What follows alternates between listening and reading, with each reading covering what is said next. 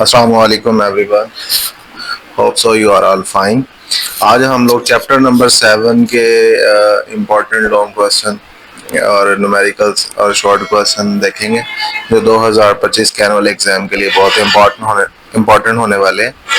तो let's start. Oscillation का chapter 7 का पहला लॉन्ग क्वेश्चन जो है, discuss the motion of a horizontal mass spring system and find the values of acceleration, angular velocity, time period, instantaneous displacement and instantaneous acceleration। तो ये आपने diagram बना के बड़ा जबरदस्त तरीके से इसको सॉल्व आउट कर देना है।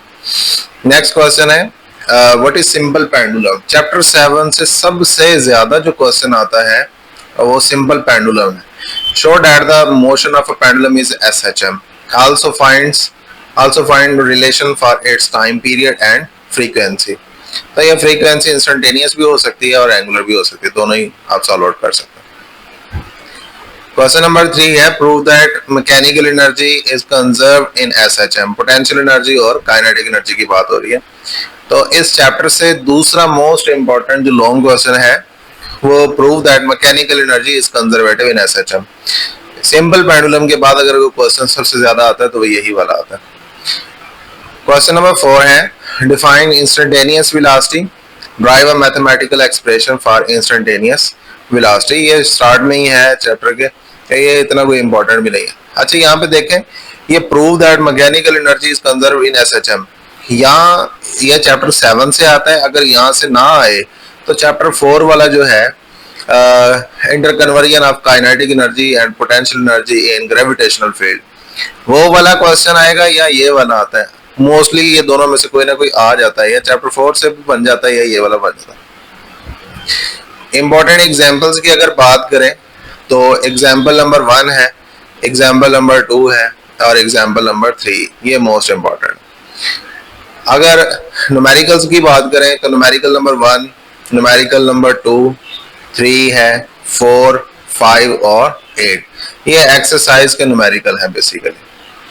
अगर इंपॉर्टेंट शॉर्ट क्वेश्चन की बात करें इस चैप्टर से तो वो कौन से, तो पहला क्वेश्चन है, what is simple harmonic motion and give its mathematically form. आपने सिंपल हार्मोनिक मोशन की डेफिनेशन लिखनी है, फार्मूला लिखना है इसका, ठीक है। अगर थोड़ा बहुत मजीद आप बताना चाहते हैं तो जरूर बताएं, it will be a good for your marks. Question number 2 है, state Hooke's law. Hooke's law क्या होता है, तो हुक्स लॉ का फार्मूला लिखते हुए ना आप एक मिस्टेक कर जाते हैं, आप लिख देते हैं F is equal to minus KX। अगर माइनस डाल दिया तो वो हुक्स लॉ नहीं होगा बल्कि वो रिस्टोरिंग फोर्स होगी। हुक्स लॉ के अंदर F is equal to KX होता है। और हुक्स लॉ होता क्या है, जितनी ज्यादा फोर्स अप्लाई करेंगे स्प्रिंग के अंदर उतनी ज्यादा क्या आती जाएगी, एक्सटेंशन आती जाएगी, यानी जितनी ज्यादा फोर्स उतना ज्यादा डिस्प्लेसमेंट कवर होगा। क्वेश्चन नंबर 3 है, व्हाट इज सेकंड पेंडुलम। ऐसा सिंपल पेंडुलम जिसका टाइम पीरियड 2 सेकंड होता है उसको सेकंड पेंडुलम कहते हैं। इसकी फ्रीक्वेंसी बतानी है और लेंथ बतानी है। फ्रीक्वेंसी 1 ओवर टाइम पीरियड होता है तो 1 ओवर 2 करेंगे तो 0.5 हर्ट्ज आ जाती है। और लेंथ को सॉल्व आउट करने के लिए T is equal to 2 pi L over G under root, ये मेंशन कीजिएगा, उसे सॉल्व आउट हो जाएगा। और ये कोई गालिबन 0.99 मीटर्स के अंदर सेंटीमीटर्स में आता है और 1 मीटर के आसपास वैल्यू होती है इसकी। Question number 4, describe free and forced oscillation. ऐसी ऑसिलेशन जो खुद ब खुद हो रही है उसे फ्री ऑसिलेशन कहेंगे, और ऐसी ऑसिलेशन जिसके लिए आपको बार बार फोर्स अप्लाई करना पड़ रही है forced oscillation. Question number 5, what is principle of rocket propulsion. ये बेसिकली इसका क्वेश्चन नहीं है, ये चला गया चैप्टर 3, हाँ जी 3 के अंदर आई थिंक सो, तो ये गलती से यहाँ पे मेंशन हो गया। क्वेश्चन नंबर 6, चले अगर आ भी गया तो हमें पता तो होना चाहिए, दो ही प्रिंसिपल होते हैं, एक तो law of conservation of momentum और दूसरा Newton's third law. What are damped oscillation. Damped देखें, वर्ड है डैम्प्ड, डैम्प का जो D है वो डिक्रीज को रिप्रेजेंट करता है और आगे लिखा हुआ है AMP एम्पलीट्यूड, तो decrease in amplitude of oscillation due to resistive force, इसको हम लोग क्या कहेंगे, डैम्प्ड ऑसिलेशन। मतलब ऐसी ऑसिलेशन जिसके अंदर बार बार क्या आ रहा है, डिक्रीज आ रहा है ऑसिलेशन में, एम्पलीट्यूड में कमी आ रही है, और डैम्प्ड ऑसिलेशन कहलाएगा। और ये शॉक एब्जॉर्बर इसके एग्जांपल्स है। क्वेश्चन नंबर 7 है, show that omega is equal to K over M under root. ये आपने मैथमेटिकली प्रूव करना है, और ये जब आप लोग हॉरिजॉन्टल मैथ स्प्रिंग सिस्टम वाला लॉन्ग क्वेश्चन करेंगे उसके अंदर भी ये पोर्शन आता है। अगर वहां पे नहीं होएगा तो आप लोगों से a is equal to minus omega square X और a is equal to minus K over M into X, दोनों को क्वेश्चन को कंपेयर कर लीजिएगा, आंसर आ जाएगा।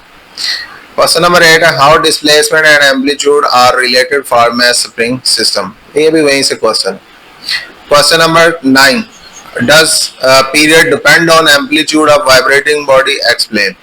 मेरे ख्याल में ये एडिशनल शॉर्ट क्वेश्चन के अंदर भी लिखा हुआ है, थोड़ा सा प्रिसाइज फॉर्म में लिख लीजिएगा इसको।